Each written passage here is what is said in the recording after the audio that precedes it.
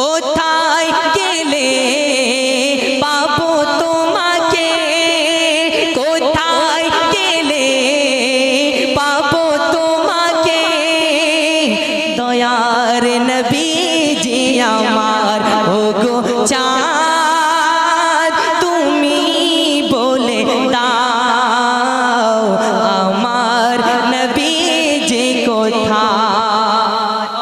আল্লামা মাওলানা Jahangir.